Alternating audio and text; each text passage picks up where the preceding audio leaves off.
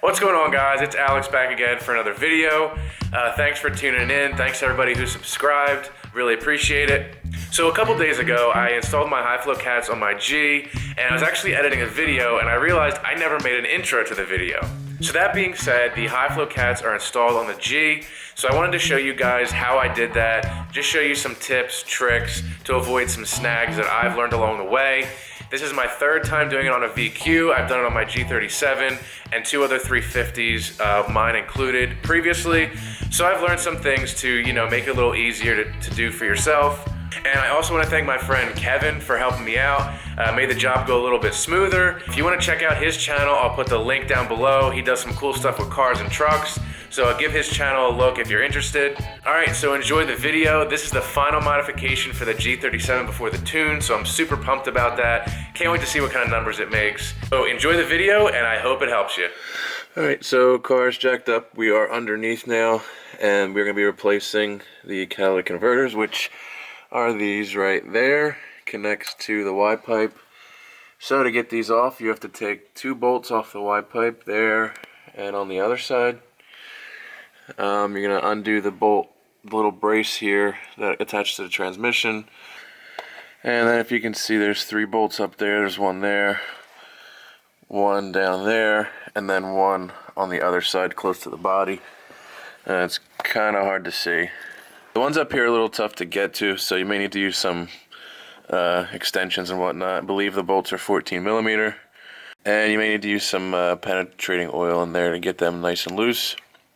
But first, what you can start doing is disconnecting the cats from the Y pipe. So a total of 4 bolts, 2 on that side and 2 on the other. And then you can also undo this bracket here, 1 bolt on each cat, and then it's attached to the transmission there.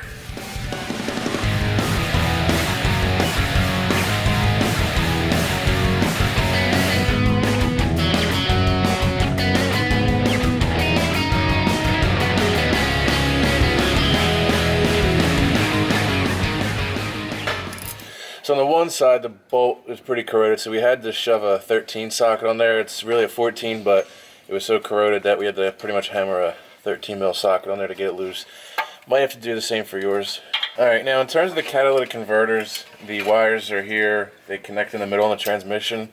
I find it easier to just disconnect them, kind of let them hang freely, and then once you remove the cats, and you have some leverage, it'll be easier to get the O2 sensors out and swap them over to the high flow cats or test pipes.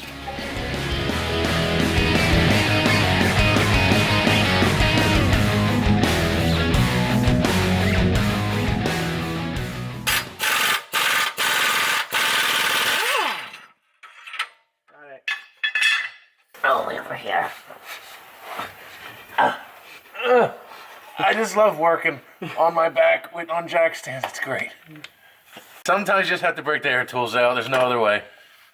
Alright, so everything's unbolted. The cats are unbolted from the Y pipe. The brace is off.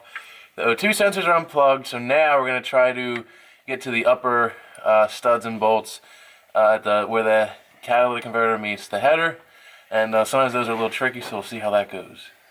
So for the bottom bolt on the cat, I actually had to use 2 wrenches, so 14 connected up top there, and then a larger wrench to get some leverage down here like that.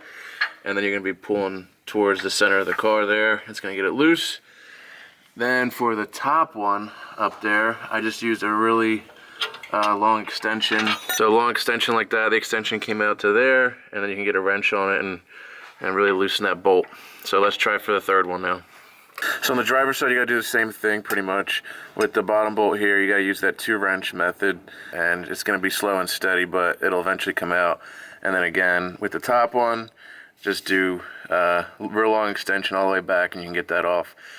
So now we're gonna try and get those demon bolts out, the third set, which is close to the body. They're usually a pain in the butt, so we'll see how that goes. All right, so for the last bolt, like I said, known as the demon bolt, never wants to come out, and it's pretty hard to get it from the bottom. So what you have to do is basically get a bunch of extensions and a swivel down at the end there. You'll get on that the bolt head from up top, and then you'll be able to break it loose. So you have to take off the air boxes and the intake tubes on both sides. and then you can access it from the top, and that's how you're gonna be able to break it loose. You're gonna need a few extensions on a 1/2-inch drive to really get that broken loose. It's super tight, and make sure you spray some penetrating oil on the threads that are coming out the other side to make it a little easier. All right, both the cats are off. This top hole is the one that gives you the most problem, that bolt there. Just to show you how tight that was, it actually ripped the threads right off the bolt. I actually had to end up using an impact on those 2 long extensions and just drive it home till it came off. Luckily that doesn't affect the manifold because it threads into the flange here. But that's just how tough it is to get those bolts out.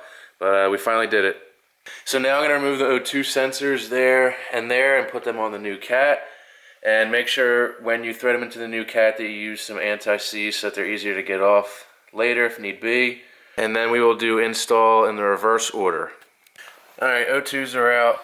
The size of the O2 sensor is a 7/8. So if you have a box wrench like this, it slips right over the connector. And then you can get more leverage than compared to, say, like a adjustable wrench or something. So another thing worth mentioning is the stock cats have this bracket with bolt that connects to the brace that actually bolts to the transmission. These don't. Some high flow cats do, some don't. Obviously this one doesn't, so it's not going to be reattached. But if yours has it, just make sure to reattach that when you throw the cats on. Alright, so when you're installing your new gaskets, make sure they go on the correct way, because this bottom bolt hole is a little off center to one side. Like that, the holes match up, and if you flip it around, it's the wrong way. The hole on the bottom doesn't match. So just make sure when you install that you do it the right way. Obviously, you won't be able to put the other bolt in if you do it the wrong way, but just double check that everything's straight. Alright, so we're back under the car. This is what it looks like without the cats on. That stud up there that's coming off the manifold, that stays. Don't take that out. You'll reuse the nut when you put the high flows back on. So what I would suggest is throw your gasket on, put the high flows or your test pipes, on the manifold, secure it to this stud there with the nut, and then you can come back here and attach it to your Y pipe. Again, you're going to need to supply your own nut and bolt 1 and 2 because the stock studs stay on the catalytic converter.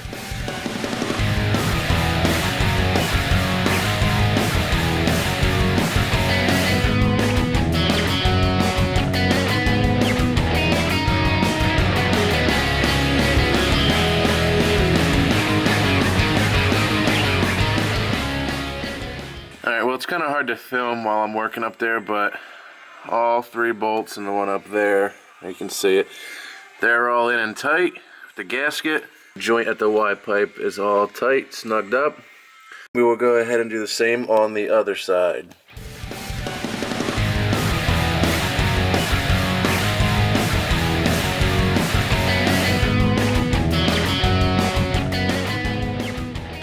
Alright, so this side's all done. We're all bolted in up there. So now's the moment of truth. Gotta check for leaks and fire it up. Alright, make sure before you fire it up and test for leaks, just put all your intake tube, your air box back and all that, because it won't run right without the mass airflows hooked up. And make sure any wires are put back if you had to remove them from brackets or anything like that, and then you can go ahead and fire it up. Alright, so I just fired up the car and everything is good, no leaks. You may get a little leak where the manifold meets the catalytic converter or the test pipe, whichever you have. Just it's a real big flange, so it tends to leak. So just go back under there, snug up your bolts, and you should be fine. So I hope this can help guide you in the right direction if you want to do this yourself. As I showed in the video, you'll need a few tools, mainly a bunch of extensions to get into the areas where you need to loosen the bolts. However, if you have those tools, it's not a hard job. It's a little time consuming. You gotta be on your back a little bit, come up top, but overall it's not a hard job. So let me know what you think in the comments section down below. Please leave a thumbs up if you liked the video, and if you haven't already subscribed, please do, and stay up to date with videos to come. And thanks for watching. See you next time.